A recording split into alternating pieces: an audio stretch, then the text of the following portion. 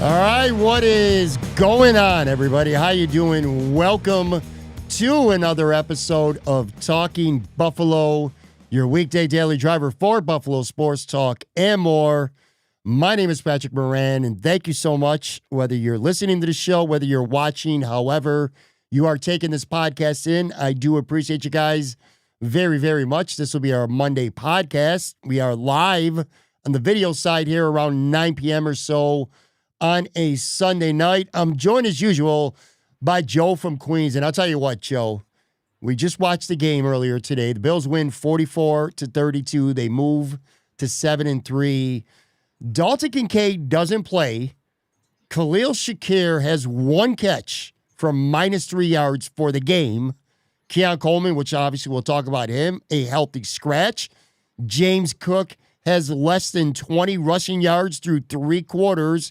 And the Bills turned the ball over 3 times and still scored 44 points against a pretty damn respectable defense. And speaking of defenses, the defense gave up 32 points, didn't have a sack until the last 2 minutes of the game, and Buffalo still ultimately won this game by 2 touchdowns. What a wild, wild day here at Highmark Stadium. What's going on, man? How you doing? As you crack the beer, what's up? Not much. I have a suggestion. I'm this has nothing to do with the podcast, which I'm sure you're loving it as we're about to go into. I don't like the name Joe from Queens. I am not from Queens. I am from Amherst, which I'm not a fan of. Amherst kind of sucks. I'm Joe in Queens. So from now on, I would like to be called Joe in Queens. That's it. Joe in Queens instead of I'm in Queens. Yeah, I'm Joe not from Queens. I don't think it's accurate enough. I just don't think it's accurate.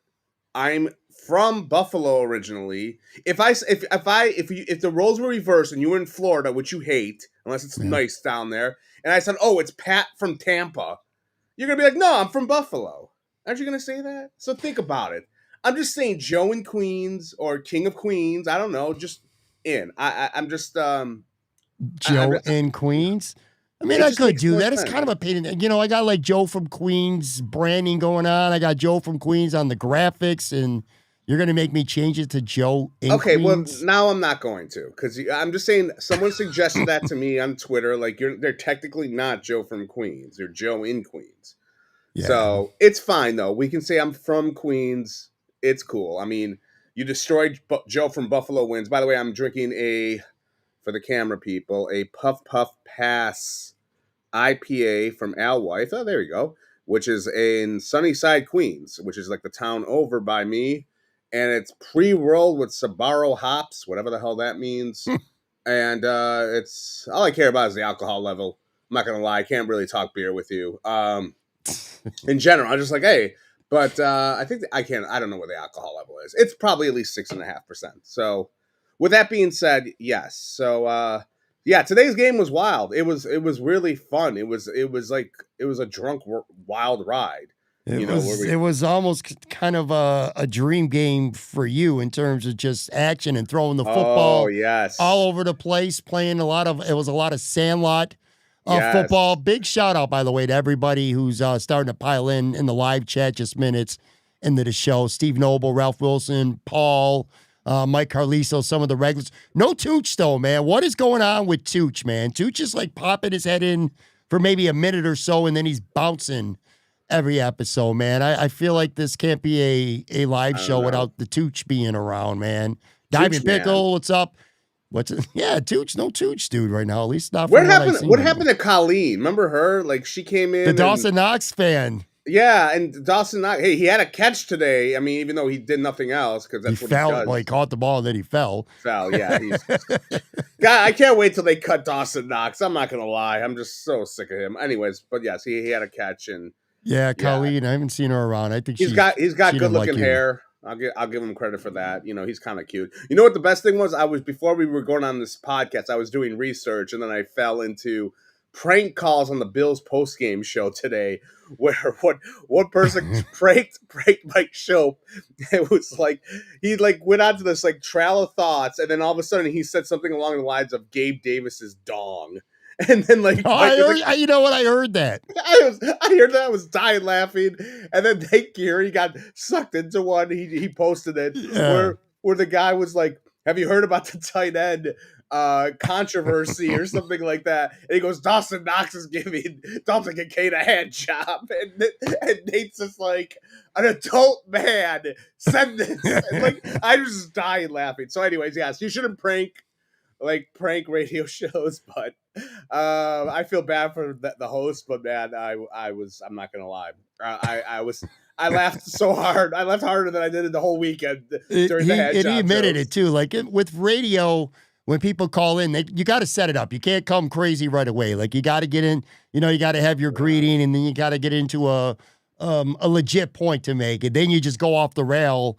When like you said, you're catching the producer sleeping before you can really knock the call off the air. And yeah, they definitely got Nate a couple times post game on. I think I wish we had the technology to take calls, and I would just want prank calls about the Bills. Like they just call us in and be like, "I want to talk about Dawson Knox's ass," and then like we just, well, okay, sure, we'll talk about his ass, and blah blah blah. Sure. Anyways, We're all gonna right, get yeah, to we're fun gonna get to a lot game. of stuff today. There's a couple plays specifically that I want to talk about on this show. We'll get to the defense in a little bit. I'm calling this a reputation defense now. This is a defense that just stinks.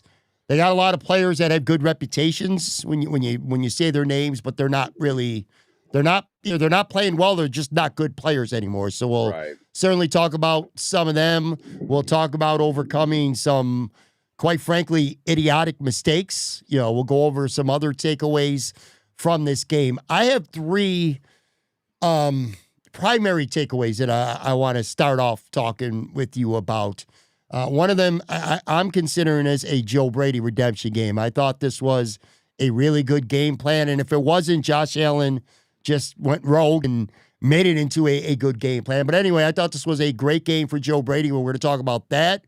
We're going to talk about Josh Allen because, holy shit, man, what a weird game for Josh because the stats are wild. And he had some awful, awful, awful mistakes in this game. But 6 touchdowns, 360 total yards or whatever. So we're going to get into that as well. And then we're going to talk about Keon Coleman, who was a healthy and active. And that's big news. That is big news to come out of One Bills Drive this week. But let's start with the Joe Brady stuff. Again, I'm calling this a Joe Brady redemption game. The Bills, and I went and did some research a little bit after the game. I thought that they threw the ball on first down more effectively. They weren't as predictable as they've been in weeks past. Tampa was selling out to stop the run on early downs early in the game, and I think Brady caught on to that. Josh Allen, 5 of 6 for 90 yards and a touchdown in the second half on first down passes, 4 passes for at least 18 yards. I thought that was really good. Maybe the most impressive part of the game plan for me, personally, watching the game, was finally James Cook and Ty Johnson being a factor in the passing game. They were catching Tampa on blitzes. They were getting great matchups. Cook and Johnson combined for 127 yards receiving and 2 touchdowns. Those were in-game adjustments. Like I said, to beat the blitz beaters. I can't say enough about that. And it just didn't force James Cook running into a wall as much. So I want to start there. Joe Brady's been a punching bag, and a lot of it's been deserved, Joe, and you know this. But what did you think? I thought this was a really good game for Joe Brady. I thought it was definitely they adjusted. Like the first quarter, they had like 30 yards in total offense, and it looked bleak after the first couple of drives with like a turnover, and it was like I'm like, here we go again. And I definitely would love to see what Josh Allen did against the blitz, because I feel like they were doing a lot of getting the running backs involved with the screen game, and that's something that they haven't really done all that much. And I do feel a lot of the plays they made, so I don't want to give it too much of a redemption to Brady. I thought Josh Allen made a lot of plays on his own, like the touchdown to Shavers. That was all him. Like that was improvising. Yeah. I felt this was a game where people like me who have bitched and complained about this, let's win 21-24. I'm sick and tired of these 13 play 75-yard drive that take up 10 minutes and you get a field goal or maybe a touchdown and it's already halftime. Like this was our game. 300 yards for Allen in this game. They lost the turnover battle, a thing that you complain about, like the turnovers matter. Well, guess what? They lost the turnover battle and they won by 2 scores. And they gave up 2 billion yards on the ground because at the end of the day, even if you have a shitty defense and you give up yards on the ground and you have turnovers, if you're moving the ball and you're scoring touchdowns, you're going to win.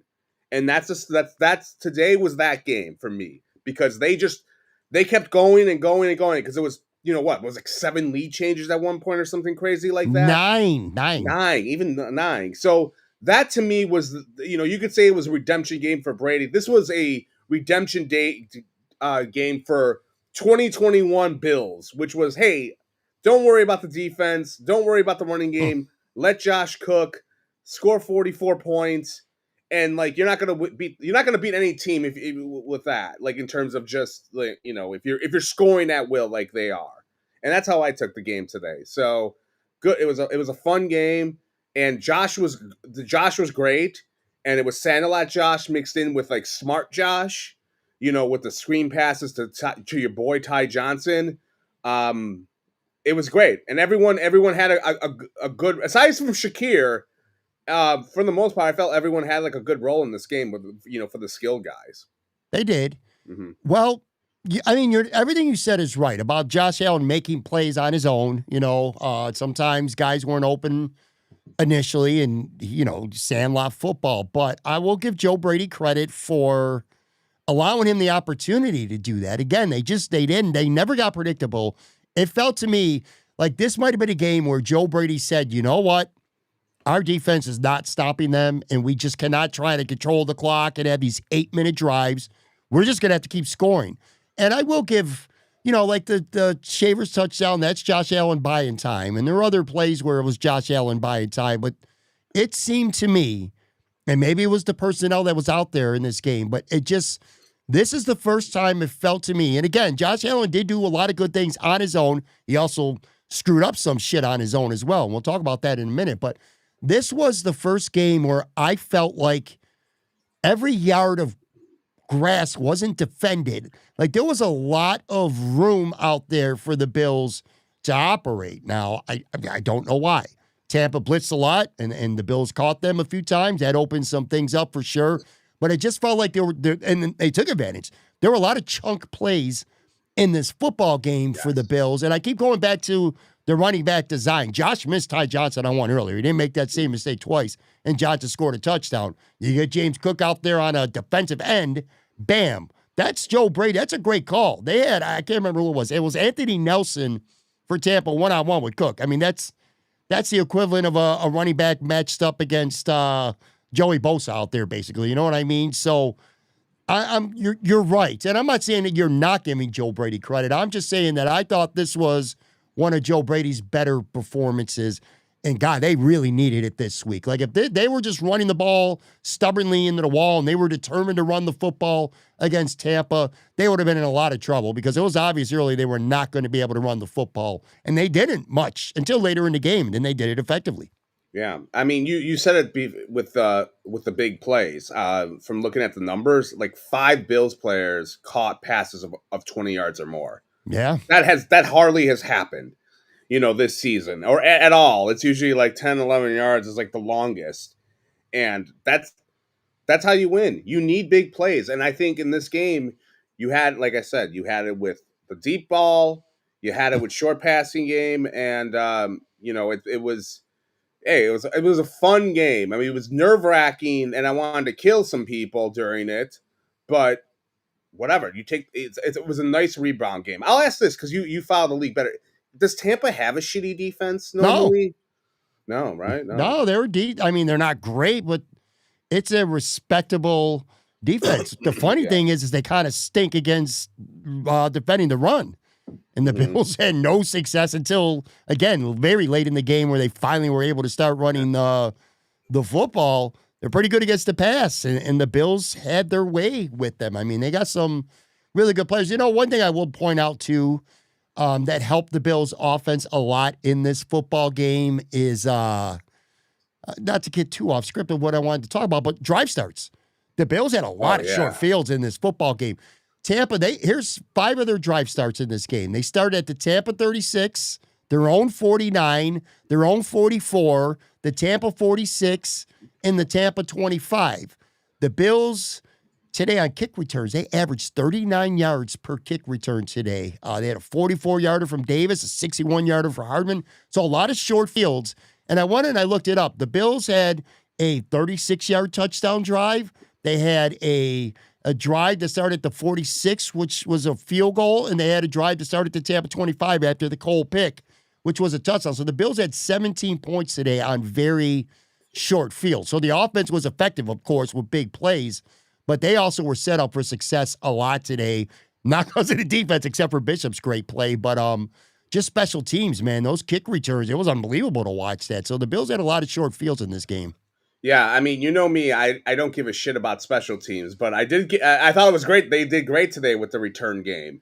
And, Davis had some nice returns. The new guy who got hurt, he had Hardman had one good kickoff return. We'll talk about the other one later, but he did well. They did well in that regards. I had it to where at the end of the third quarter, the Bills had just 10 first downs and they scored 31 points. I cannot ever remember that happening, and a large part of that is, as you said, it was the kick returns. They had the field position was great. If you have good field position, you only need like 2 first downs and you can get a touchdown, and that's kind of what it was. But look, they need to get the big plays going. They really do. They cannot rely just solely on this freaking. No, you can't grind it out all the time. You cannot grind it all the time. You gotta be able to spread the ball out, and be able to have a big play threats, which, by the way, I continue to go on and on about Joe Brady. So I'll say that today's Sunny Reds ball washing moment of the day is Patrick ball washing Joe Brady plenty this football game. So Joe Brady's the recipient of today's ball washer of the football game. Look, he's been Joe Brady, and a lot of it's been his fault, man. He's done some fucking infuriating play calling at the worst times this year. But I just had no issue. Like, even the mistakes that the Bills made today, those were physical players screwing up. There's not a time in this game where I said, Joe Brady, for Christ's sake, what in God's name are you doing? Maybe if I go back and watch it later on, I might come up with one thing. But for the most part, I cannot sit there and say that at any point in this game, oh my God, Joe Brady, what are you fucking doing? Like, I feel like I do at least 2 or 3 times every game. Just, there wasn't any of that today. I got pissed off at the 4th down play in the first quarter with Joe Brady because it was the one where he went to Dawson Knox and it was picked off. And I was like, why? I'm like, and I was at that moment, I was kind of like, why aren't you running like RPO? I like, don't agree with you. No, I wait a second. And then the replay showed that he had Ty Johnson in the flat. Okay, so relax there, Mister. I gotta go. It was the right call, and it was the quarterback who screwed it up, man. Ty Johnson could have skipped for 20 yards before anybody got him, and he might have scored a touchdown if Josh Allen. And you can see the replay. He never looked left at all. It's almost like he forgot that Ty Johnson was going to be out there. So that was a good play call. That was on Josh Allen, though, man. That was. And I realized that when I saw the replay, because at first I was like, why are you going to your buddy Dawson Knox? Okay, like, get enough of Dawson fucking Knox, for fuck's sake. All right, so that's Joe Brady. And let's talk about Josh Allen, because this is just such a funny game. And, had the Bills lost, and I'm not going to lie to you, I mean, I'll call myself out. I was ready to have a conversation, like, at halftime, when these games are going on, and I know you and I are going to be doing a live show later that night, and I start to put some notes together, at least some talking points. And I remember, literally at one point, and sometime in the second quarter, one of my main talking points was going to be the 2025 regression of Josh Allen is a real thing now. That's how I felt the way he played for most of the first half, just because of some of the mistakes. You go and you look at these numbers, 19 of 30, 317 yards passing, which, by the way, nearly 17 yards average per completion on this game. That's sick. 3 touchdowns. He did throw 2 picks, of course, but 3 touchdowns passing. Then he ran for 40 yards and 3 more on the ground. First person ever in NFL history now to have multiple 3-touchdown passing, 3-touchdown rushing games in a career. No one has ever done that until Josh Allen with this game. So there's that. We're talking good first, and we'll get into some bad stuff. I also, Joe, kind of leads into Keon in a few minutes, but I noticed, it felt to me anyway, like you had high energy. Josh Allen, like it felt to me like he was really in the game, and he was making some mistakes. He could have pouted on the bench. And if he did, we didn't see it anyway on the broadcast. But I felt a high energy from him. Like it looked like, hey, we're going to sling the ball. We're going to have some fun. I fucked up. I'll make up for it. Don't worry about it.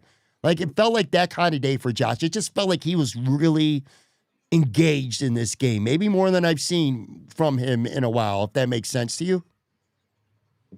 I don't know. I mean, yeah, he smiled more. I don't get into mannerisms and shit like that. I know that's your gimmick. I don't really care for it all that much.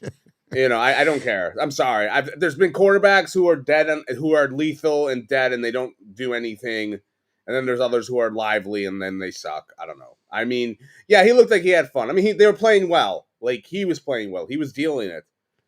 So yeah. I mean, if you want to put all of his photos together in a collage of like behind you and put like the good Josh Allen moments and the bad Josh Allen sad moments on the sidelines, by all means. But yeah, I don't have a giant take either way when it comes to Ralph Wilson in the chat said, not true, Pat. Norm Van Brocklin did it first with Philly. No, I said he's the first person to ever do it twice. No one's ever done it twice in his career. 3 touchdowns passing, 3 touchdowns. Hey, if you had Josh Allen in fantasy today, you won, I'm assuming. Well, I would certainly hope so. He had 6 touchdowns, over 300 yards passing. He did have 40 yards rushing too, as well, which, again, that's the good Josh. He also was idiot Josh at times. I mean, let's just call it what it is. But you know what? If you're going to get the gunslinger, then you got to take the good with the bad. I know that's something that you agree with. He was not, hey, I'm not going to turn the ball over no matter what. I'm not taking any chances. I'm going to be clean. I like gunslinger Allen who gets turnover, who has interceptions. Well, you liked him a lot today, then. I liked him. I loved him today, and that's what he needs to be. You want to pass for 300 yards. You want to score 40 points. You got to have balls. Sure. Okay, and that's the thing. And some of his throws, like a couple of picks, like, look, well, go ahead. I know you're going to want to go through them, and I'm just going to say they're not big of a deal, but go. Well, they're not. You'd be right. They're not that big of a deal because he scored fucking 44 points, and he threw for 317 yards. So you're not wrong. You're going to be right. But it's crazy because he's so talented and he's so good, and all the plays he made. But at the same token, he really left a lot of shit out there, man. It's just, it's hard to explain. Like the first drive, that shovel from his body interception inside his own 5. I mean, what in God's name are you doing? That was a horrible turnover. And the defense actually, that was a big W that they held Tampa to 3 points on that. But anyway, that's the first drive. Then you have, and we just talked about it, it's 4th down and 2. You're going for it. And he threw an interception on the play. I don't care about the interception. The problem was that Ty Johnson just wide open in the left flat, and he just never even looked at him, which has been a problem with Josh. He kind of has gotten a little more tunnel vision this year. He wants what he wants. But anyway, that was a mistake. There was a play where it was 3rd and long, and he ran close to the first down marker, but when he got close, instead of trying to bully his way to the sticks, he lateraled it to Ty Johnson, and it was a forward lateral. That cost him the down and yards. He ended up punting. That felt like a turnover to me. If Josh Allen does not do that, he either gets the first down or he's less than a yard, and then you're tush-pushing and probably getting the first down. So that was a big mistake. He missed Curtis Samuel on what would have been a touchdown. He overthrew Jesus him. Christ. What do you have this on a toilet paper roll? Okay, enough. Okay. Well, no, he made some mistakes. Okay. He had Reggie Gilliam wide open for a 2-point conversion that he missed on. Okay, my point is that was pretty ugly.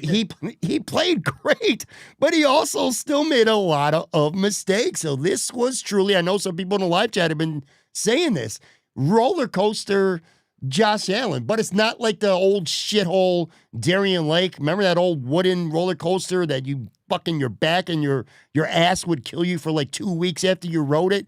This was like a nice, fun, exciting roller coaster for Josh Allen. I'm gonna be honest with you. That interception that he threw in the end zone, I'm not gonna fault him almost on that because he had a blitz coming at him. He had no choice. He was either going to take a safety. The Predator, that's the name of it. Go ahead. I'm sorry. Okay. And then he had to just chuck it. So I don't know. I mean, yeah, it was his fault, but like they needed to have better protection in there. They had a guy come flying at him and he had no choice. The Gilliam throw was pretty bad. I don't know what the hell happened there, but whatever. He missed it. But that's what you're going to get. That's what I want. I don't give a shit about these turnovers. I don't care.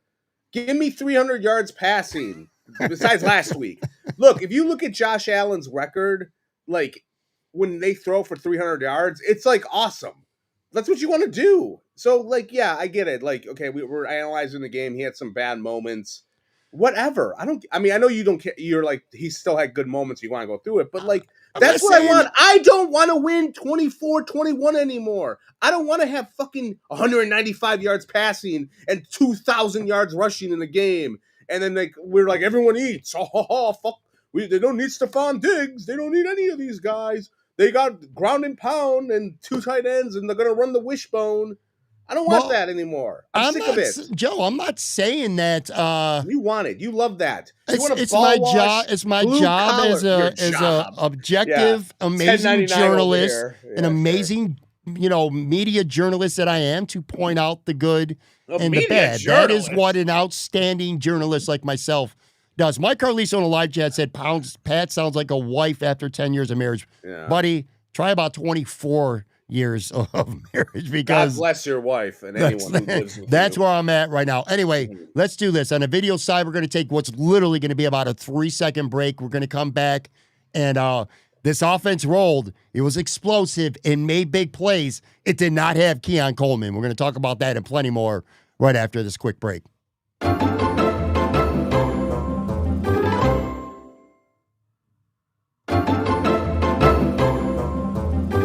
All right, we are back here. Marino's Legacy says Marv Levy had to get comfortable with Kelly being the same in the K-gun. Sure, that's fair. Yeah, Kelly, those the best Hall of Famers, best passers like that, like there are gunslingers like Brett Favre, Kelly, Marino, I guess. I mean, Marino didn't throw 2 minutes, but Elway did. Like, you got to be that way sometimes. And especially, like, they don't have, they don't have a great wide receiving core normally, okay? Yeah. And because of that, you have to be a little bit more aggressive with the ball and be a little bit more sandlot because those guys aren't always getting open, so you got to shove it in there. And that's just how it is. So, I want to talk about Keon Coleman here. So Keon Coleman, as everybody knows now, was a healthy, inactive. You know what? Real quick, because we talk, part of our podcast is not just straight Bills and Sabres talk, blah, blah, blah, blah, blah. We talk about other shit. We talk about media stuff from time to time. You brought this up to me before the show, and it's worth mentioning. You're 100% right. Cover One is the one who broke this news. And to national people, for the most part, credited them. Do you feel that they got to care? And do you feel that they got the props that they deserve? Because I thought this was one of the biggest stories of the year right now with the Buffalo Bills. Their star second-round wide receiver got benched for this entire game. And Cover One, to their credit, put it out there. And I think they deserve some credit for that. No, they do. I mean, and I think my biggest thing, and the reason why I wanted to bring it up, and you tell me if I'm wrong here.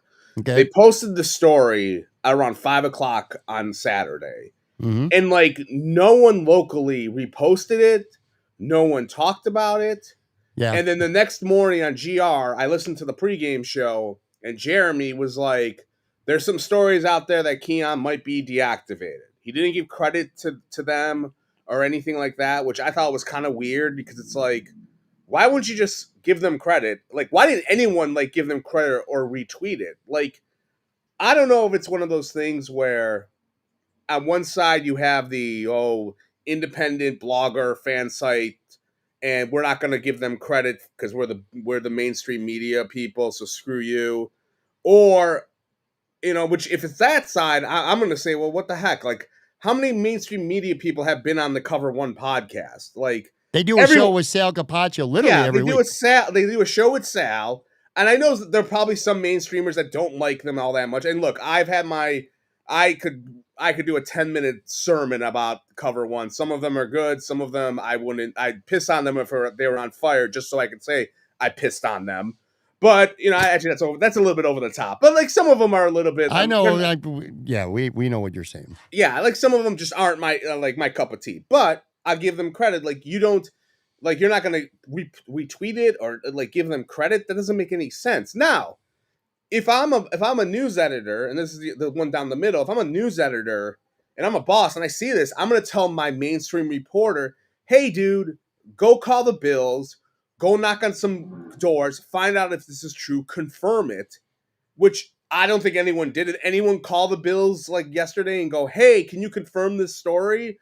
You could have just retweeted that and go, hey, we reached out to the Bills. There's no comment yet about this story. To at least show you're doing something instead of the next day you're like taking B-roll of fucking Josh Allen walking into the game or whatever. Like do some reporting a little bit. Now the other side of that, in terms of why I think they wouldn't do that, maybe, is I've bitched about this before and I've talked about this before, but like the Bills PR people do control the Bills they have a tight leash on them. And I don't think they wanted to retweet it and start something that early a day before because they're scared of Derek Boyko and they don't want to piss off the Bills. And I feel like that's probably more of it than like we're not going to retweet it because they're independent bloggers and F them. That's kind of how I feel, because there's no reason why you wouldn't give them credit. As much as I make fun of them sometimes, and I just said I wouldn't piss on them if they're on fire, I would, blah, blah, blah, on some of them. They are a reputable source there, as much as they are. Yeah. And like if you broke the story, you're like, I don't want to say you're on the level as them, but you're an independent person. You have your own podcast. You have your own whatever. You got equipment. We'll just say, and you broke that. Yeah, well, yeah. You don't have a staff. We all hate you. I can't stand you. I mean, the Cover One people love Gunther Turner, but like. For you though, if they didn't give you credit, I would have been like, "What the hell?" Like, would they give you credit even though everyone's on your podcast and everyone is chummy? I mean, you ball wash the bro beat every day. Like I would assume they would give you credit, but did they not? Like, that's why it was just weird how no one retweeted it, no one talked about it, and it was just like I don't know how many local people gave them credit after the fact. You're on Twitter way more than me. So I don't know if they all said like afterwards, as first reported by Cover One after it became news when they had the inactives. Yeah. You tell me you got an IV to Twitter way more than I do. Well, I feel like at some point you might have asked me a question in there. I'll say this. Well, I had a lot to say about this. That's why I wanted to bring it up. Sorry. I'll say this. If we got to go through Josh Allen's shortcomings, go ahead. Sorry. If I'm going to defend mainstream media in this specific example, what I would say is there's been a string of alternative media reports that have become just complete and utter bullshit this season. Like, I'm not going to name names. I'm not in that kind of mood today. But just name a name. There was an outlet that reported that Max Harrison had torn his ACL, which had never happened. There was things about the rivalry week uniforms and all that other stuff that didn't come to fruition. So I get it in a sense, but to what you said, Cover One, you could love Cover One, you could hate Cover One, and we all got our opinions about every outlet. We all do. Sure. But one thing that you said this, and you're right, they're a reputable source, which leads me to think that, and it's just happened Saturday, so I haven't even had a chance to really talk to anyone in the media, like, did you know about this, or just not report or whatever. Maybe there is something to that, hey, they were asked to not report what Cover One put out there. I mean, that shit picked up fire quickly, by the way. Even without any local mainstream retweeting on Saturday, they all did on Sunday. They would say, it's Cover One first reported. But on Saturday, when Cover One put it out there, there was no, and maybe there was. If there was, I might have missed it. But I didn't see any media retweeting of it. But it still spread like wildfire just because fans galore and other content creators and stuff were all retweeting it. Anyway, regardless of it was good work by them to get the scoop. It is a scoop. And yeah, I thought it was a little peculiar that mainstream people weren't really talking about it on Saturday. There Or was just like I said, speculation, but nobody really directly addressed it at that time. From what I saw, I'm not going to lie to you, I was also out drinking at Margaritas in oh Leo's God, Pizzeria in yeah. Rock and Roll Heaven. I had me a Saturday. Pat's back, by the way, 32 sober day streak. That came to an end. Thank God. But anyway, all right, enough about cover one and who reported, whatever. My point was we're going to make sure that everybody knows that we're giving credit to cover one for doing a good job in breaking that story. Yeah, Let's talk about, and look again. I didn't mean to say I wouldn't. I'd piss on the one. yes, you did. No, I mean that's a little over the top. Look, Gunther, I'm not a fan of. The rest of them are fine, but Gunther, Kevin other in the than live that, chat said yeah. it's not a scoop. He didn't do anything all year. It absolutely is a Womp scoop, and it's a womp. big story. And to say otherwise, that's not accurate. And plus, what I will say is on Sunday, it was Adam Schefter who reported that it was, and Schultz, Jordan Schultz. They both said it wasn't Why? performance related. Like we didn't know why. Cover one gave you the what happened or the story. Other people on Sunday gave you the why, and that's because he missed another meeting. But anyway, regardless of the source of the reporting, all that, the bottom line, Keon Coleman did not play. He did not touch the field in this game. And Joe, I guess my question is, based on what we saw, the unlocking of this offense, Gabe Davis played. He did drop a touchdown, but he had 3 catches for 40 yards. It's so obvious Josh loves this dude, man, and he trusts him. That was obvious. First 4th down of the game, he throws a slant to Gabe Davis for the conversion. That tells you the trust factor. But anyway, he has 3 for 40. Tyrell Shavers 4 for 90 yards in that long touchdown. Hey, I got to apologize. It's a two-way street. You last week we talked about how Shavers didn't do anything, and you were like, Joe, you were right about the camp. The camp bros were wrong about Shavers, and then this week Shavers lights up. Look, Shavers was great. He was great. That's my point. He had a good game. Gabe Davis did some good things. Samuel he had one catch. By the way, one of the plays of the game, he had a big catch on 3rd down that he almost dropped. He bobbled it, but he came down with it, kept his focus. Big plays. The Bills scored 44 points. I guess my question for you and for everyone who's watching or listening to the show is, you don't throw Keon back in there. And one other thing before I turn it over to you, I do want to read 2 quotes after the game. Mm-hmm. No punches were being pulled. Sean McDermott said the ball finds who works hard. He was talking about Shavers' long pass, and that is an absolute direct shot at Keon Coleman. And Deion Dawkins said after the game, in part, pats on the back are over with, and it's time for him to grow up, and he knows it. Mm-hmm. They're not happy with him, and this offense looked great. He's not going to get back on this field anytime soon, is he? Should he? Should he? I mean, who would be out? I mean, Curtis Samuel, you can make the case because he doesn't do any. I mean, he had one nice. He had that. Look, he's a 2nd round pick. You want to get that investment. That's why I think I told you this before that I feel like there's a little bit of a weird infighting between management and the coaching staff when it comes to Coleman. And Dude, I think going to meetings, man. How do you do okay? that Can I finish my point before we talk about that? Thank you. They've been playing him a lot, which I've never really understood because it's like he hasn't been playing well. Why are you playing him a lot? And there was a part of me that thought maybe McDermott was so over it. He was just waiting for Gabe Davis to get healthy. And then he was like, all right, we're done with you, buddy. And then I get what you're saying. Like, they said afterwards, oh, it was because he missed a meeting or he was late to a meeting again. But there is a part of me that just it feels like they're oil and water right now. And like, I don't know who you want. Look, if you want him in there, yeah, you can probably take Curtis Samuel. Or who was the tattoo guy? 83. Who the hell was that guy? That's their 3rd tight end. They use him for blocking and special teams. I don't know what the hell he was. Okay. Elijah Moore was also scratched today in this game too. By the way. So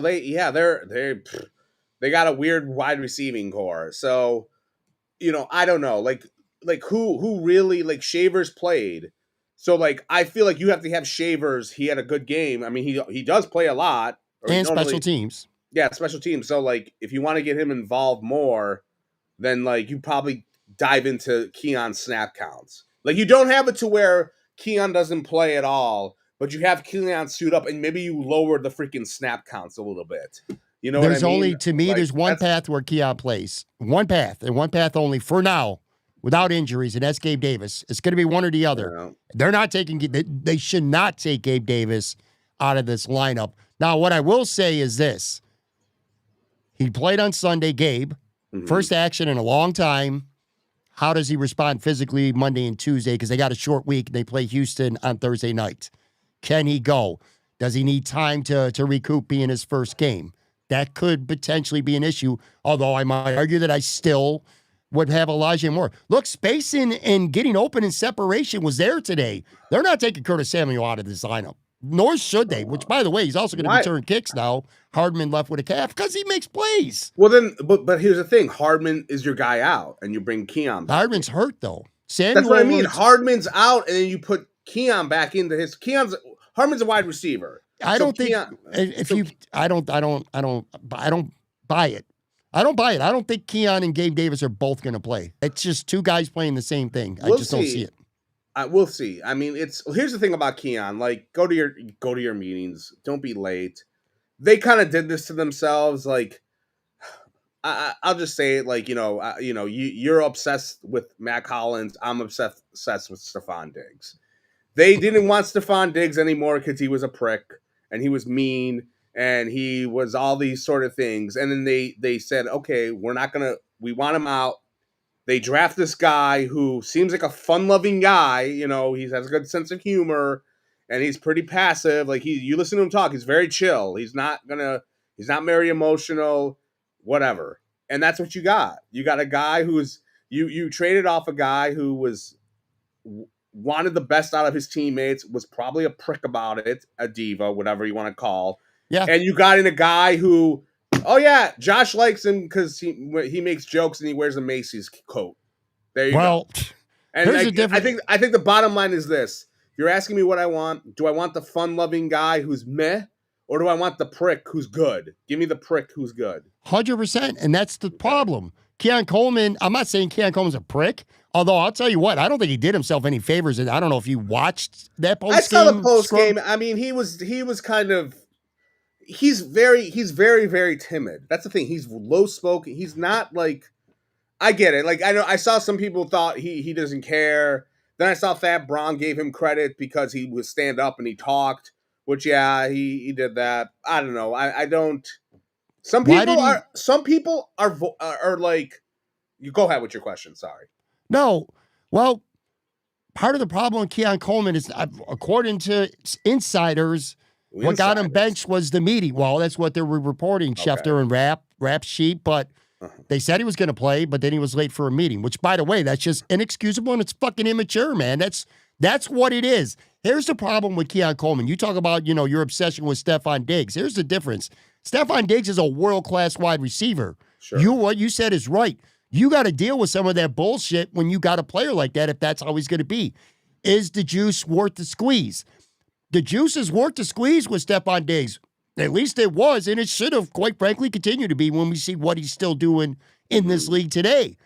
Keon Coleman ain't nowhere near good enough for the juice to be worth the squeeze. That dude needs to be a yes, sir, arrive early to meetings, be the hardest worker in the room, every day, run your routes 100% every day type of player, because he ain't nowhere near good enough to get away with anything less. This is a guy who's averaging under 26 yards per game receiving over his last 8 games. He's not even in the vicinity of being good enough to be able to get away with this bullshit. I think he's gone after this year. You'll probably see him at some point this year because this is the Buffalo Bills and freaking everybody gets hurt. But that's what's going to get him back on the field. They don't need him right now. And you can make an argument, Joe, they did it last year. When did Josh Allen go on his MVP heater? After Keon Coleman got hurt in the Miami game. I'm not saying everything is Keon Coleman's fault when it's not working for the offense, but at some point you got to wonder, is this a coincidence or not? We saw it last year, and then we see today, no Keon, and what does his offense do? They completely changed everything they do without him out there. Yeah, I mean, they didn't need him, and we'll see. But it's one game, though, Pat. Like, it's one game, and like you do have a short week.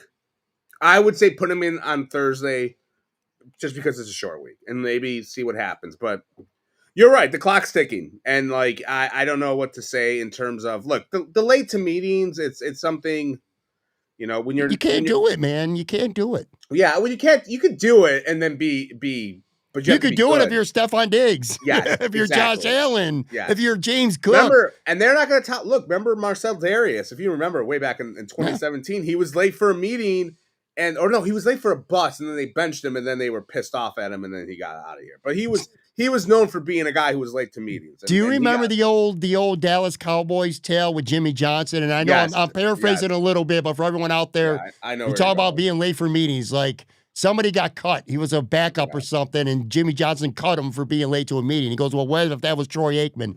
I would have given him a pillow or something like that." He says Yeah, something along those lines, where it depends who you are. yeah, Keon, you ain't that guy, man. You're not even close to being that guy. And I disagree with you. I do not think he plays Thursday, and I don't think he sees the field again until he has to. And I also think, regardless, I think he's gone after this year. But we'll yeah. I mean, let's get to some other stuff because I mean we could talk about Keon plenty, and we will, I'm sure, in the weeks to yeah, come. There was a big sequence in this game. I want to talk about a couple specific plays that I thought really were important in this game. Tampa was up in the third quarter only by 2, and Cole Bishop had that awesome interception, that diving interception on third down. Now, Tampa would have punted even if you don't intercept that, but he probably gave the Bills 50 yards better field position because of the interception and the return. And then the very next play, I thought Joe Brady dialed up maybe his best play call of the season on first down, the fake screen, calling the blitz, getting James Cook out there, bam, touchdown pass. Cole Bishop, let's talk about him briefly. What a turnaround. If you're looking for bright spots on a defense that doesn't have a lot of them, yeah. Cole Bishop might be that guy. He's becoming a legitimate, bona fide starting safety for the Bills that you could feel good about him being out there. I love to see that. That's one of my favorite developments of the season right now. No, he's been great for them. I mean, he may be. Let's think about this. Would you say he is their defensive MVP? Off the top of my head, would you say he's their? Think about it. Like they've had so many injuries. You know what? It's a good question. He might be. He might be. I mean, what are you going to go with? Like the front four is like is a dead. Like Ed Oliver played 2.5 games, but like he is. Like, and look, there haven't been I hate saying MVP, but I would say the best player, we'll just say. No, I think you're right. Has been him. It's been Cole Bishop. Like, I can't where are you believe gonna it. go? I can't believe it. Like You're maybe, right. Your closest maybe Benford, but he's had his moments where he hasn't been that great. Yeah, and then there's no line. The linebackers are meh. Have been No. yeah. There's no one on the defensive line. Cole Bishop is your defensive MVP. Cole baby. Bishop is your defensive MVP right now. And the funny thing is Ed Oliver's a close second, and Ed Oliver's played like not even 3 games this season. Mm-hmm. And Ed Oliver's probably second place right now amongst your Bills MVP. So anyway, yes, Cole Bishop with yet another big contribution to this football game. You love to see that. I mentioned Curtis Samuel earlier. It don't seem like that big of a deal, Joe, but the Bills are nursing a 2-point lead on that fourth quarter drive, and it's 3rd and 11, and wide open is Curtis Samuel on the sideline. Josh sees him, and Curtis bobbles the ball, almost drops it, but somehow keeps his focus and gets those toes in. If he doesn't do that, they're punting the ball only up 2 with a defense that I don't trust later in the fourth quarter. Who knows how this game plays out? So I wanted to point that out. Curtis Samuel's bobble catch turned out to be a big play. And on that same drive, the Bills shot themselves in the foot plenty, but there was not a play in the game that was a bigger shoot yourself in the foot than the Tampa Jacob Parrish, that rookie corner. So it's 3rd down. Joe Brady calls maybe his worst play of the game. I said I had nothing to bitch about with Joe Brady. I lied because that screen pass to Khalil Shakir was fucking dead. He loses 3 yards. Only catch of the game, by the way, and he loses 3 yards on it. However, the rookie Parrish face mask him. 15-yard personal foul. The Bills keep the drive going.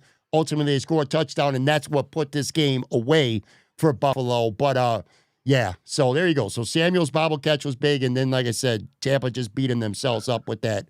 Do you feel that Tampa kind of outplayed the Bills a little bit in this game? Like, because there's a lot of miscues they had. Like you had that stupid penalty on Shakir -3 yards. The dude freaking finger gets stuck in the back of his helmet. You have just some. They run for 2 billion yards on them. I know we're going to talk about that soon, but it felt like they just they just kind of fucked up a little bit more. Like, I'm not saying like you give the Bills credit, but like there were moments where I thought Tampa was outplaying them, and then it kind of fell apart in the fourth quarter a little bit for Tampa. And it might have been on that sequence we're talking about a little bit. But did you think Tampa at times did outplay them? And in terms At of like times, they should have got like they lost by like 2 scores, but man, they could have won this game. Like if we're talking Tampa tonight, and I think that's what you and I would be saying. Like they fucking blew this game, a little bit. I think both. If the Bills would have lost the game, you could say the same thing. I'll say this: I don't think either team clearly outplayed the other. I mean, there was a 10 lead changes or 9 lead changes in this game, and it felt like it too. It's like no team could. You would have a good play, a good drive, but then the other team wouldn't. Then as soon as you're like, we are outplaying them, the other team kind of would come back. I want to do this, Joe, real quick. On the video side again, one more real quick break. We'll be back in 3 seconds. Talking a lot about how good this offense was. We got to talk a little bit about how freaking terrible this defense is and how concerning it is going forward. I'm calling this a reputation defense for the Bills. More on that right after this break.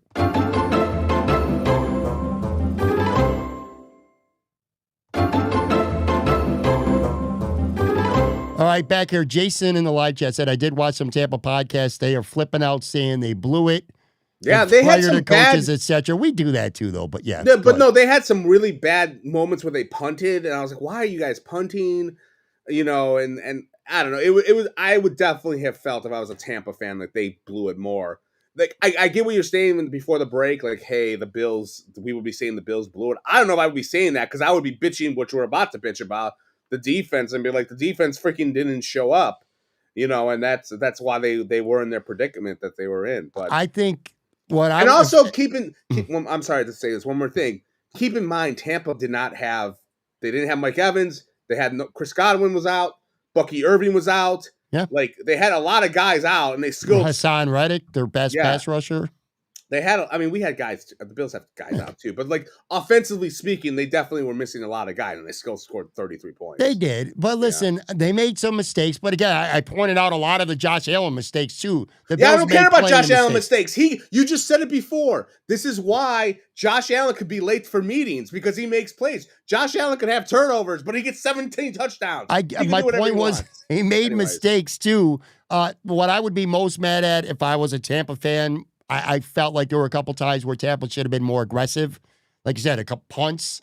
I didn't like that. I thought they were too a little bit passive at times in their attack. But anyway, I also want a real quick shout out to Quan Jones, okay? Because the Bills' pass rush absolutely sucked this entire game. However, I don't know about you or people who are listening to this show, but in that last 2 minutes, Tampa's moving the ball. And Joey Bosa gets we're going to talk about Joey Bosa, folks, in a minute here. But anyway, personal foul. Next thing you know, they're already at the 30-some yard line. And I'm like, here we go. I know I'm going to get anxiety. I know they're going to score a touchdown. And it's going to come down to, can they get the onside kick and score a second touchdown?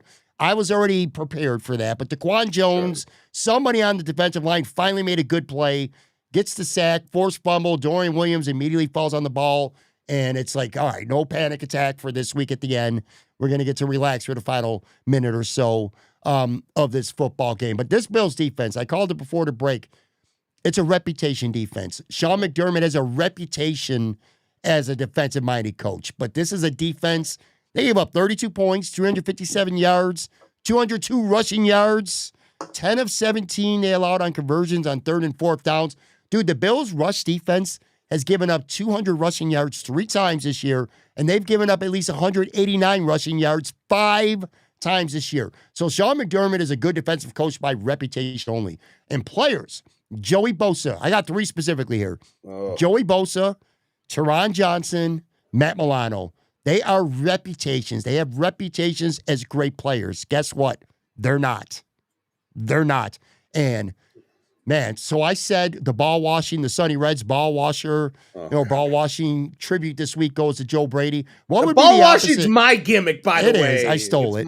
What would be the opposite? What would be the Imperial Pizza presents the disgrace of the day, something like that?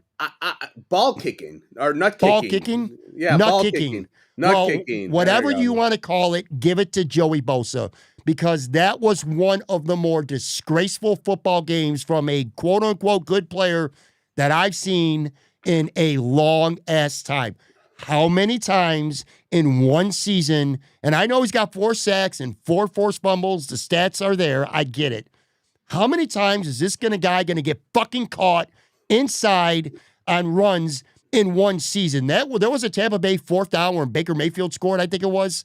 And I'm like, why are they going for it on 4th and inches? And they're in the shotgun. What are you thinking here? Then I figured it out. I'm like, well, they are absolutely going to pull Joey Bosa in, and Baker Mayfield's going to take it outside and run. And that's literally what he did. 4 times, maybe 5 times, I've seen Joey Bosa just absolutely get caught crashing inside. He looked foolish. Now, I'm not going to blame him for being in any kind of zone coverage, but he looked foolish trying to tackle Baker Mayfield. He looked slow. He looked like he had doo-doo in his drawers when he was running today. It was like running, like, you know how you fast walk at the mall? That looked like Joey Bosa out there running towards the football today. And then he had the personal foul as well. That was a disgusting effort from Joey Bosa. One of the worst defensive efforts by any player on this defense I've seen all season. Yeah, I had to get that off my chest. Is there a question you have for me about Joey Bosa? Is there a question that you Do want me you to agree? Yeah, he is very, very bad against the run. And that's how you can fool this guy. I mean, I know exactly. The 4th down, he just collapsed on the running back. And 3 times. Yeah, and then the one time, the 50-yard run that John Tucker or whatever the fuck the Tucker guy's name was, they ran right at Bosa, and Bosa just got killed, and that was it. Yeah, yeah, you said it correctly, and that's why I think you have to kind of go into you got to score points, because this defense is not holding anyone. What does Dirt Star Tongue Puncher mean? I have no idea. That Paul sounds like Walker 4772. What are you talking about? That sounds like something on Pornhub. I don't know. Or like a porn star's name. But yeah, look, they're horrible against the run. That is their biggest issue right now. And if you're a team that has some balance a little bit, that's how you can beat the Bills. Even though Tampa Bay doesn't have, they haven't run the football very well this year because their best running back was out, and their second best running back isn't the one who did the damage. It was their third who just absolutely decimated. Give him 200 yards, bro, against Tampa Bay's running game. But again, if you have Josh Allen back there, you can get 40 a game and give up all these stupid rushing yards. I got to read this comment. What does it say? I can't. You read it. This is from Jason M. You read it. I don't have my glasses on, but great. Fool Bosa by holding up a picture and then pointing in another direction. Bosa definitely falls for the trick where you tap someone on the opposite shoulder and he looks away. Hey, that's beautiful. Hey, he had a bad week. His buddy Maga Bosa had a bad week. You know, the Epstein file emails came out and he wasn't focused. Come on, cut Maga Bosa some slack. So that's one. I'll say this. Look, Joey Bosa's had some really good moments for this team. He's a playmaker. You know what he is? He's a pass rushing specialist. Get him out there. If it's 2nd and 9, it's 3rd and 8. Get him out there. I don't need him out there in key running situations because it's embarrassing. Who are you putting in there? They had your boy T.J. Sanders at edge, at defensive end today, which I don't think good. That's not good. That's the look. I know. Bosa was supposed to be their what the word I'm looking for. He was supposed to be there he's been a good run defender in his career. Has he? I don't know. I don't know what's going on. He doesn't have very good football IQ. Okay, not this game. He didn't. That's for sure. But normally, that's what I'm saying. He just gets fooled very easily. Let's go through the line. Those 3 guys I want to start with anyway. Teron Johnson. I'm just going to say it. I've said it on Twitter. I know I'm not alone in this thought. He has lost his step to the point where I think the Bills are better off with Cam Lewis as their starting nickel. Teron Johnson has become a absolute liability to me in the Bills' nickel defense. What did you see today, though? Let me ask the questions for once. What did you see today? Because I didn't notice him. I wasn't I hate this guy right now. You tell me, what did you notice? Shepard beat him at least 2 or 3 times. Ibuka. Well, by the way, the Bills did a pretty good job against a stud rookie receiver. I don't know if they did a good job. Tampa just didn't go to him. They didn't need you because they were running the ball for fucking 200 yards, I guess.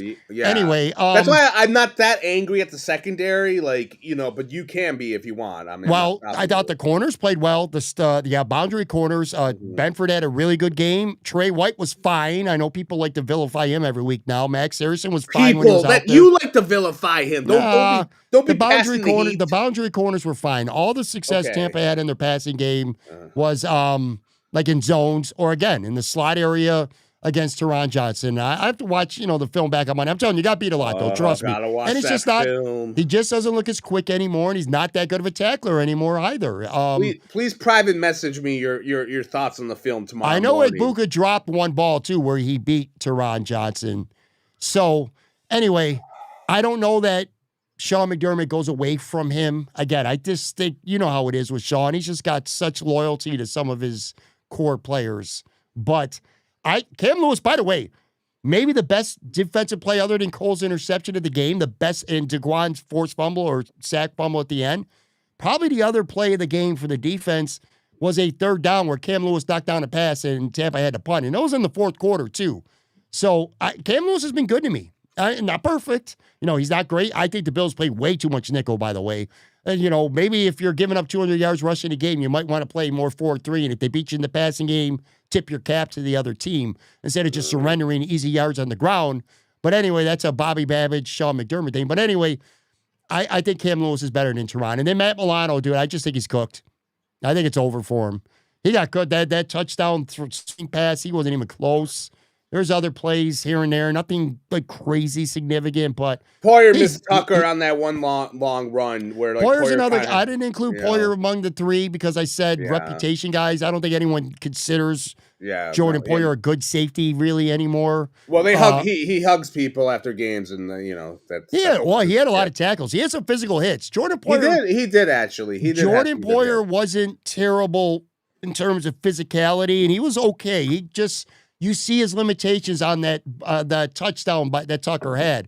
Poyer couldn't get him out of bounds at the 6-yard line. He should have been able to get him out of bounds. Poyer's just too slow. He also got drilled and knocked down on that one touchdown run in the game as well. So he had some misplays, but whatever. I don't think he's killing them per se. Matt Milano's just not doing anything, man. I'm ready to see Dorian Williams or Shaq Thompson if he could get back.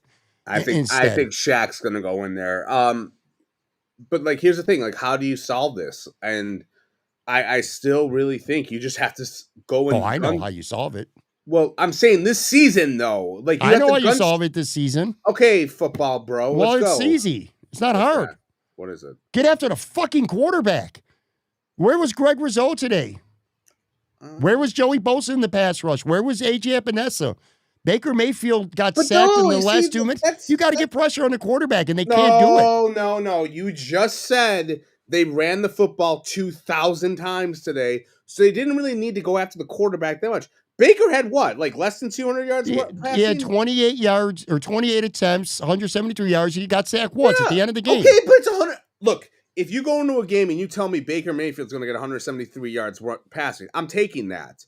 The issue right now is they can't stop the run. That is the issue. It's not about it's the biggest issue. Not about pass. It's not about pass rush. They can't stop the fucking run. And luckily, we live in a world in the football world, where teams don't really run the football all that much in comparison to passing the football. That's the thing. The Bills' issue is if they go against a team that has respectable passing and a good running game, they're in trouble on defense. They're in trouble. I'll tell you who they're in trouble with. They're not in trouble with the Chiefs because the Chiefs can't run worth shit. They're in trouble, even in Denver. I don't think they're in trouble with Denver because Denver can't really run the football very well. They're in trouble with the Ravens. They're in trouble with probably a little bit of the Colts, if you want the God's honest truth. If Daniel Jones isn't throwing up in his face and he's okay, they're in trouble with him. They're in trouble with teams that are good with balance. That is their problem. That's fair. It's not fair. It's right, mother. Well, I mean, it's both. Okay. It's both. Well, it's the defensive line and the second level of the defense. It's the front seven. They're not pressuring the quarterback enough. Well, at least I should take that back. They've been okay pressuring the quarterback this season. This game, they did not get after Baker Mayfield nearly enough. They barely threw, dude. They threw 28 times, Joe. That's not barely. He got pressure like maybe 4 times. They it felt threw like. a bunch on the last drive when they were behind because they ran the ball 2,000 times for 2,000 million They gave yards. up 11 of 17 third and fourth down conversions, and I'm telling you right now, some of them were third down plays where the Bills got no pressure on Baker Mayfield whatsoever. But yeah, obviously. Why don't you go check Pro Football Focus? Let me know what the pass rush rate is this season because they've been able to get pressure on quarterbacks. They have not this game. I didn't say Greg Rousseau sucks. But they period. they didn't. I don't know. I'm not absent this game. I am more concerned about. I want you, Pat Moran the fourth. Pat Moran. Pat Moran the fourth. Pat Moran. I want you to tell me how are they going to stop. They're going to stop having teams rush for 200 yards. Well, again, I've already said part of it is maybe you make some fucking changes. Dorian Williams should be in there. It should be having more 4-3, and Shaq Thompson should be in there instead of Matt Milano at this point. 3-4. Get 4 linebackers on the field, man. I want to. People might disagree with it because we're talking about so much bad shit about the defense. There's one guy that I do want to give credit for. I thought he had a good game, and some people in the chat disagree, and I don't give a shit. I thought Terrell Bernard had a really good game. Thought he played very well. I thought so too. I thought when you told me that, I saw the rundown because look, the way I am on social media is I post, but I don't really look at the feed all that much because I'm just like too busy trying to watch the TV and think of what witty thing I'm going to say. But yeah, look, Bernard had that one key breakup. What was it? I think it was the first quarter where it was like 3rd and 7, and the guy caught the ball. Yep. Yeah, and it would have been the first down, but he broke it up. I thought he made some nice tackles behind the scrimmage. He got beat a couple times in some stuff, like where he I forgot, like he kind of that one. They didn't challenge that one play. That's something we talked about the Tampa Bay, like what we would say if it was talking Tampa Bay, where the coach didn't challenge that one. It was like 3rd and 9, and the tight end. It looked like he got the first down. At least I did, and he kind of dragged Bernard a little bit. But they didn't challenge it and they punted it. I don't know if you remember that moment. But I thought he had a good game. I thought it was honestly his best game of the season. I mean, it's not saying much. It might have been. It might have been. He had 11 tackles. He had 2 tackles for a loss. He had 2 passes defended. Now, there were a couple plays. Like one I saw, he couldn't outrun Baker Mayfield to the right sideline, and that looked embarrassing, and he looked slow. He definitely is not playing at full speed, I don't think, because he's not old. So it's not like he went, because he's been an athletic linebacker. Suddenly he can't run. He can't outrun Baker Mayfield. I don't buy that. Yeah. So I think he's playing hurt to a certain extent. And there were a couple times where his speed was exposed a little bit. But, man, all in all, he was not the problem at all with this defense today. I thought he played a really good game. So I don't know who was mean. I mean, I know the chat's not happy with him, but I thought he was very solid, and they need him. Like, he's going to be here for the next, look, as much as we can shit on him, he's going to be here for the next, his 3-4 years, etc. He needs to be good. Like, Matt Milano's out the door. Like, he's going to go to the Italian retirement community with Tony Soprano's mom after the season. Okay. He's done. Let me get to a question or two here. Alex Barber, 762. By the way, he sends some really good stuff in emails for a Podbag episode I'm hopefully going to do this week. But anyway, he says, why isn't Hairston on the field more often? Well, let me ask you this, Joe. Did you see anything bad from Trey White that suggests that he should have been on the field? I think Trey White has been better than most people give him credit for. I'm okay with Max Hairston not playing 100% of the snaps this early right now, coming off the knee. I know he did it last week in Miami. He's played well. He's got 2 interceptions, but I'm okay with what they're doing right now. It's not hurting them. Trey White didn't hurt them. I don't know. Game. I don't know what the snap count is for Hairston in this game. I will say for Trey, it's not like he was going against all world wide receivers in this game. No. So Trey looked good against what? Not the best wide receivers in the world. I do think Harrison does have to play a little bit. He gives them speed on the outside. I think, and Baker's, the Bucs are not that like deep threat team with the way it's like the way the injuries have progressed for them. They're more of like an over the middle type of field, type of passing game. Excuse me, but I wouldn't mind Harrison playing. He gave them some juice. I know you're now officially. See, it's funny with you. You hated Trey White for like 2 months. Now all of a sudden you're ball washing Trey White. What's going on I'm not here? ball washing him. I'm just I fail to see where.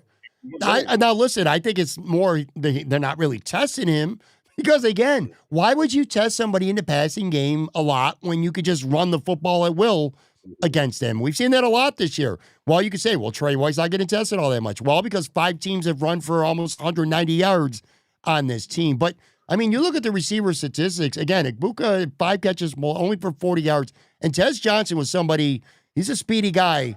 For Tampa, he scared me coming into this game. He had 1 catch for 6 yards, man. That's it. So anyway, to the commenter's point, Max Harrison's time's going to come. He's the future of this team. He'll probably start full time before this year's over. But hey, if it's a couple more weeks of the platoon and letting him get his feet wet, but without too much, I'm okay. You don't need to throw him into the fire if you don't have to. And Trey's fine out there. Let me ask you a question. Was there one play or part of this game? Now, you said you don't give a shit about the turnovers.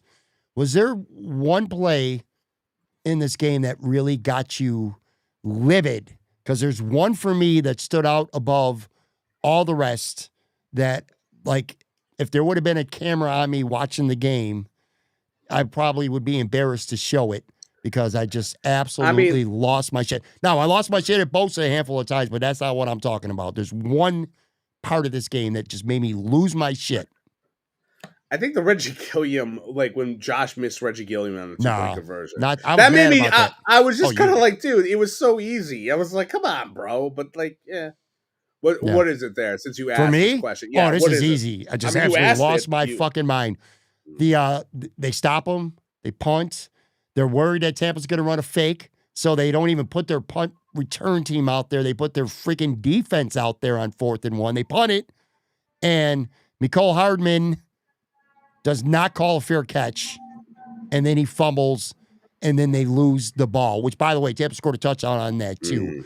First of all, Hardman, you absolutely, positively cannot do that. That's on him. You can't do it. That said, what probably set me off, and this is where coaching sometimes just kills the Bills, I feel like you're the special teams coach. Your defense is out there. You're not even set up to block for a return. How do you not, I think Tabor's your special teams coach, how do you not say, under no circumstance do you do anything other than call a fair catch before they punt the ball? You got your defense out there, not your blockers. How do you tell him, do not attempt to return the ball? He caught that ball. There were 3 guys there for Tampa immediately with no blockers for Buffalo because they were in a defense. They were preventing a fake. They were worried about a fake, like a tush push. You know what I mean? You're in the punt return, and then they come up and a tight end runs a tush push or whatever. How do you not tell him, do not ever, ever, ever return that punt? He did. He fumbled. That could have cost him the game, dude. Fucking ridiculous. And then I blame that on the coach. Yeah, he needs a fair catch that. It's without question. Oh. So. And then he got hurt, by the way, on that play. He hurt his calf. Didn't return, and with a short week, he can almost that might have been why he fumbled it. I wonder if he got hurt and that's why he fumbled it. He fumbled it because he got hit by 3 people because there wasn't a blocker around, but he still didn't call a fair catch. But you know what? It didn't matter because they lost the turnover battle and they still won by 11 points. So that's 12. Why turnovers don't mean 12. That's why turnovers don't mean dick. If you're scoring, they don't mean dick. So I'm that sorry. Is such a stupid take. You're telling me that doesn't matter? It doesn't matter. If you're scoring, it doesn't matter. If you're scoring. Now, if you're not scoring, it does matter. I'm serious, dude. I'm sorry that you don't see that. I don't put that as much on the player because, again, he's juiced up. It's his first game with the team. He already had a beautiful. Juiced up? What, he took a steroid before? He had a 61-yard kick return. He was juiced up. He wanted to make a big impression. He wanted to do too much. But goddamn, bro, your coach has got to tell you, I will go out there and beat you up myself if you do anything other than call fair catch. You gotta.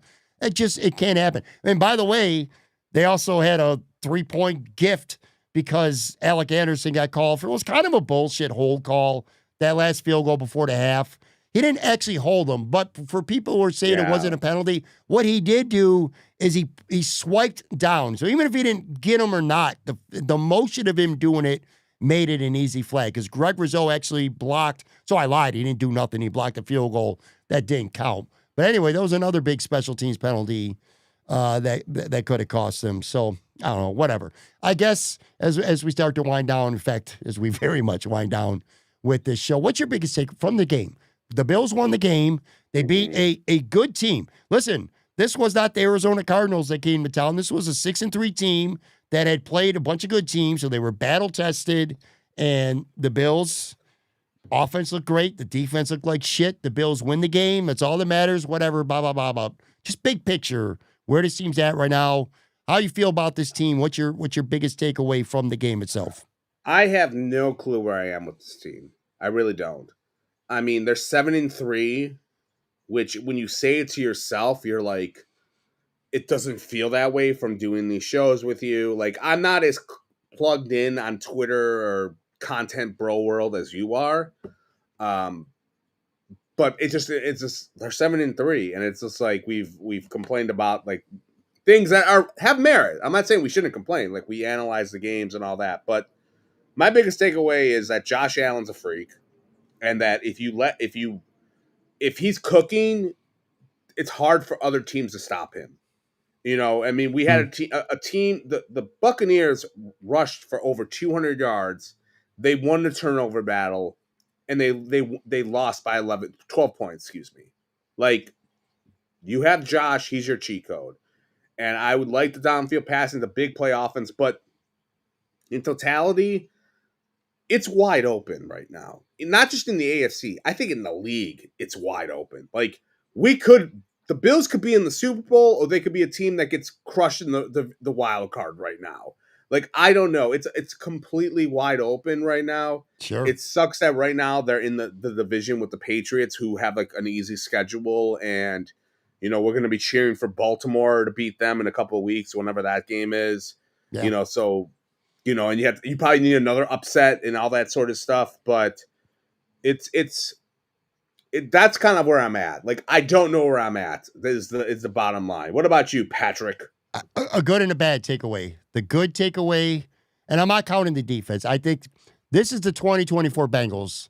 You ain't beating teams. You might win a game where you have a week where you play good defense and win a game 20-17, but you are not going to the playoffs and running off 2 or 3 games in a row because your defense holds a team to 20 or less. It's not going to happen with this defense. They're not good enough. That's not my takeaway, though. The good and the bad. The good is I think the offense might have gotten unlocked today. It just felt freer, and maybe this carries over, and Joe Brady says, you know what? I got Josh Allen. It is time to open things up. Let's sling the ball better. By the way, it cannot be understated enough that they did this without Dalton Kincaid. Dalton Kincaid out there instead of Dawson Knox is night and day. So that's another guy who can get open in space. I think the offense might have gotten unlocked today. That's my good overall takeaway going forward. Here's what I'm worried about. And it's nothing the Bills did wrong today, but we're talking big picture.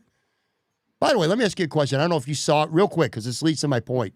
Did you watch the end of the Steelers-Bengals game? No. All right. Well, Jamar Chase and Jalen Ramsey got into it, and Jalen Ramsey accused Jamar Chase of spitting on him. Oh. Later on Sunday evening, there's video evidence he did spit on him. Uh-oh. I bring this up for a reason. By the time some people listen to this, if it's late on Monday, Jamar Chase might get suspended for a game. He's on my fantasy team. Why do I bring that up? Who do the Cincinnati Bengals play next week? Patriots. The New England Patriots. Potentially without Jamar Chase. Here's what I'm getting at that concerns me big picture. The Bills are very capable of being anybody in the AFC, and they're also very capable of laying an egg. We've seen both sides. Mm. The Bills are staring in the face a wild card spot, okay? I really believe that. I look at New England, and then let's just say the Bills beat New England, okay, in the rematch. We'll give the Bills that game. The Bills cannot tie, even if they beat New England in the rematch, they cannot tie them because the Bills lost a second divisional game, and that would be the second tiebreaker. So as long as New England handles Miami and the Jets in their rematches with them, they'll win a tiebreaker, even if the Bills win. So you look at the rest of their schedule real quick. at Cincinnati, very possible now without Jamar Chase. That's fucking huge, okay? Then they got the Giants at home. Then they got so that's probably 2 wins right there. Then they got a bye week. Then they play the Bills off their bye. Then they go at Baltimore, which could be a crazy tough game, of course. Then they're at the New York Jets. Hopefully they're still playing with some pride. And then the last week is at home against Miami. They might need to lose 3 of those games. And if the Bills and Baltimore are 2 of them, you got to find a loss somewhere along the way for the Bills to be able to win the division. If they don't, the Bills they're well positioned to be the best wild card team, the 5th seed, which means you would play the divisional winner with the worst record. Denver, Indy, New England. They only got 2 losses each. You know who's on pace right now to be that 4th seed? Either Pittsburgh or Baltimore. Baltimore is only 1 game back now with Pittsburgh, and they play them twice. So where I'm heading towards all this is we're staring down the barrel of a potential Bills at Ravens wild card round game. That's what we're staring at. I don't want that at all. No, thank you. I don't think anyone does. And look, I'll say this. The Giants they've been playing well. They've lost close games. So don't throw I cannot see New England. I just can't see them going 15-2 this year. I just can't. They don't. I think 13-4 is going to win them the division, though. They could lose 2 more games, and I still think they win the division. Well, it depends who they beat. I don't know. I think they would have to lose to Miami or the Jets, even if they lose to the Bills. If they go 13-4 and they lose to the Bills and Miami, then they could lose the division. But that's it. Pretty much. We'll see. Unless they, again, it's funny. Like I have confidence. Like, look, it's playing 3 road games is not fun, obviously, if it gets to those playoffs. But there have been Super Bowl teams that have gone through the road to the Super Bowl, winning on the road. So it can happen, obviously. But, I'm not sure. But do you want to play Baltimore? And that's not an ideal wild card round on the road, even though you beat them at home. I want Baltimore to lose. It was all about beating Baltimore and beating Kansas City. So that if you see them in the playoffs, you got to go through Orchard Park. Well, if you don't win your division, it's not going through Orchard Park. By the way, the Chiefs lost again today. They got 5 losses. Yeah. They're in some danger now. They've hit the I'm not going to say panic mode, but they've hit the danger zone a little bit here with 5. They're 5-5, and Denver's got them by 3 games now. Man, Kansas City is going to have to hit the road to get to the Super Bowl this year. The new defensive lineman the Bills signed this week, he didn't play today, right? The Fox guy, or he's just he's still on the practice squad. Okay, I'm curious to see how he does if he could get elevated. God knows they need defensive players. Sure, but we'll see what happens. But look, it's wide open, and I'm very intrigued to see where it goes. It's good to have a win. The Keon Coleman thing, I think, is going to be a big story going forward. I know you're like, he's not playing. We're going to see. I'll say this too. Last thing I'll say about this. I thought it was very weird that the Bills tweeted out like 100 games, like for Sean McDermott and Brandon Beane to win together. And this is just me as a cynic. And I've never in my life seen like anyone be like, oh, hey, like it's 100 wins for the GM and the coach. Like usually you just give the coach the win. Instead they put it together like that, which was kind of weird to me. Like I'm like, are they trying to force like there's nothing going on here, so we're gonna give them both credit for that, which was weird to me. I don't know. I think there's stuff going on with even the Keon Coleman stuff, and I think there's some weirdness going on between the 2 of them, and they better hope they go far in the playoffs, because if they don't, I think there's going to be shit that goes down between the 2 of them in the offseason. That's my hot take. That's my hot take. Tooch, you're not in the chat. Alex Barber, Kalisto, make Kalisto like he's the wrestler Kalisto. He is the Kalisto. Wait, it's Carlito. Yeah, Carlisto. Make a reference to that, because I think if they lose in the division round, something is going to happen. I don't know what. I don't know if a story breaks and it's like they hate each other and it's Jimmy Johnson and Jerry Jones-esque or whatever, but I don't know. We'll see. From a storyline with a short turnaround. By the way, Joe will be with me live late Thursday night. The Bills at Houston, Thursday Night Football. So we'll have a live reaction show to that as well. Again, obviously a short week. Well, it's a short week for both teams, No CJ Stroud potentially. He did not play. Still got concussion symptoms. He did not play Sunday, short week. So maybe he doesn't play again for Houston. Bills-wise, does Keon get back in the lineup? That's a big story. Shaq Thompson, does he get on the field? Does he start? That's a big story to follow as well. They got to win this game, though. Look, we got really high on our own supply after they beat the Chiefs, and then they went to Miami and fucking lost to the Dolphins, which is very well could end up haunting them at the end of the season, just with the record and that divisional loss for a tiebreaker.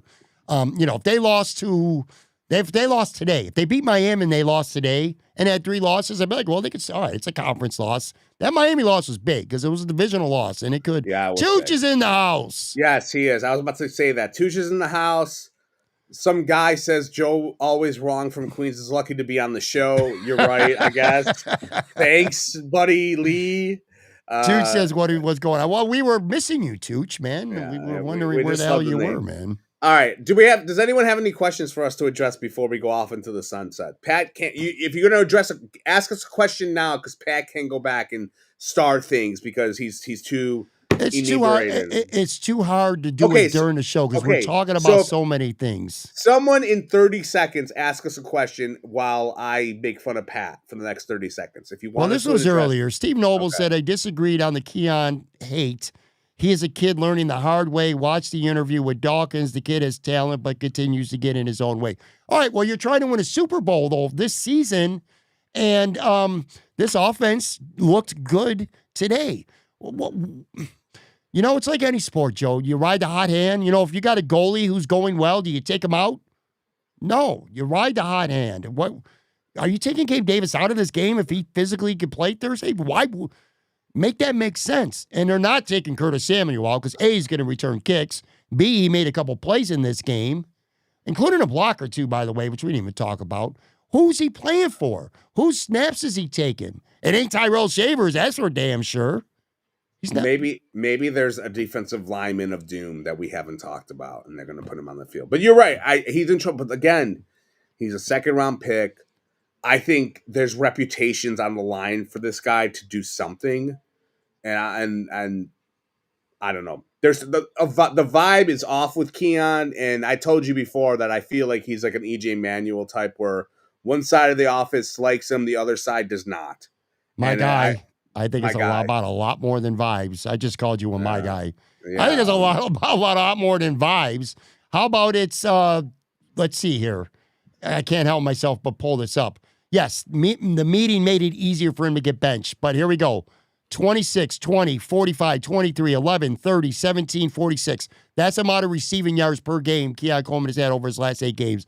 It's a lot more than vibes. It's a guy who's playing 71% of the snaps and doing nothing with them. All right.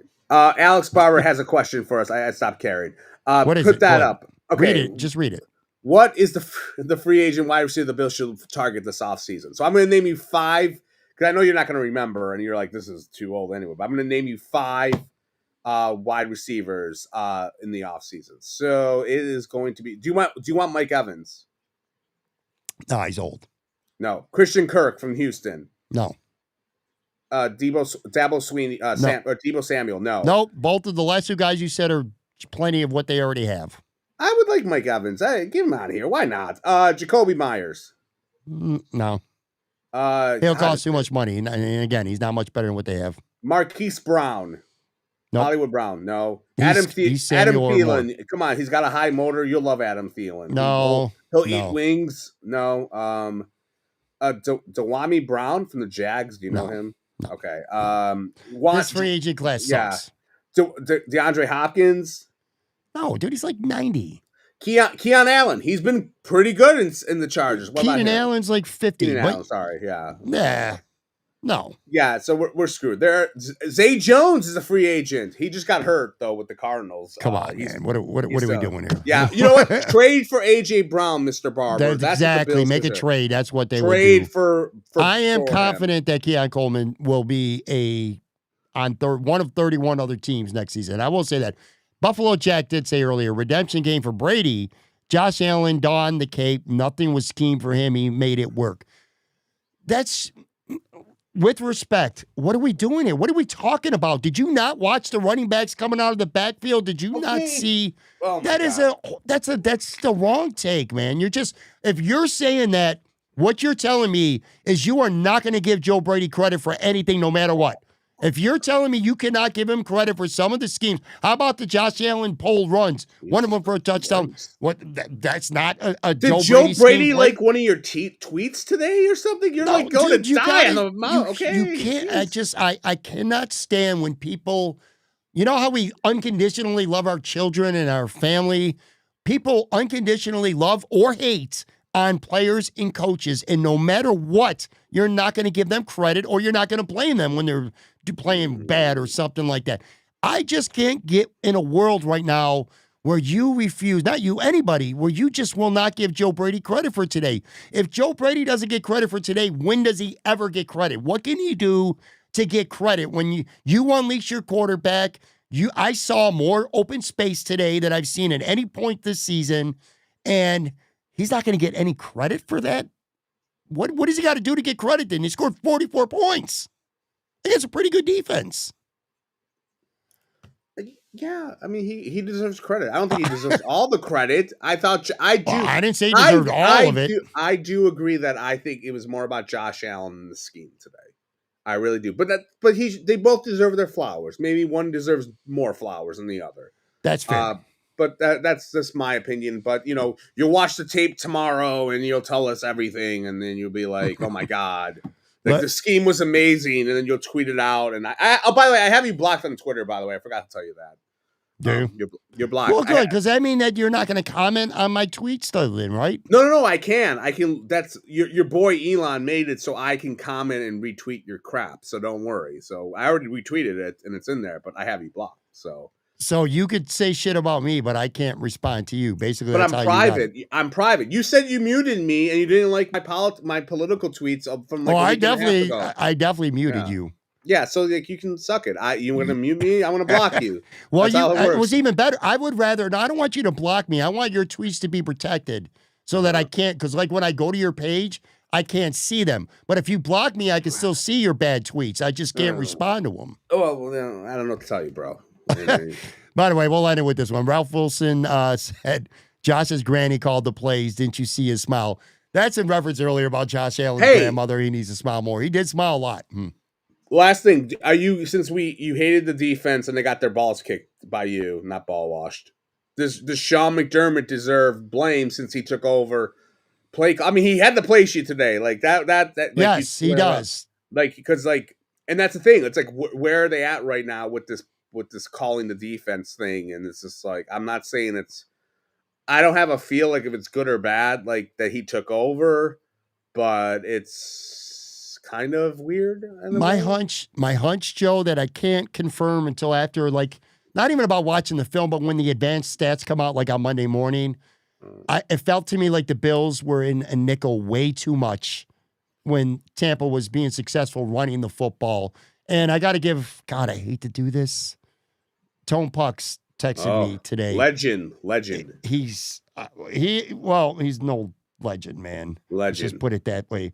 But what he will say, and I got to give him, he says, Pat, and this is a typical Tone Bucks. This is about as capable as he is of giving me a compliment without being an asshole about it, which is impossible for him. But he says, Pat, if you want to do something constructive and different, review how many times the Bills stayed in nickel when Tampa was in 2 tight end sets. It's a great take. It's a great point. He's right. Tampa was running large, a lot of big formations with double tight ends, and Sean McDermott was electing to stay in the nickel a lot. So, I mean, it's a great take by Tone Bucks. He's 100% right. Yeah, that's all I got. Still a douche, but anyway, all right, let's get out of here. I do want to thank everybody, as always, on the live side. Thank you, everyone who's going to watch and listen. Tomorrow's show, of course, as always, is going to be about biggest takeaways after getting into some of the stats and the films and stuff like that. Matt Warren will be with me for Wednesday's show. And then again, Thursday live right after the Bills. Oh God, I got to be there for that shit. Yeah, I hate Thursday night games too. I'm going to Murphy's, the Bills bar. I actually, be drunk. I actually went to Murphy's today for halftime. After half, I went and met a couple of friends and I watched it there. Very good vibe. But yeah, I'm definitely where I'll try to run home it's about a 10-minute walk, so hopefully I'll get out of there in time. And yeah, I'll definitely be a little bit inebriated. So yeah, I might pull a Tone Pucks, as we're talking about them. So anyways. All right, well, tune in all week for shows. And like I said, Thursday live right after the Houston game. Joe will be back with me. Thanks again for listening, for watching. Talk to you guys tomorrow.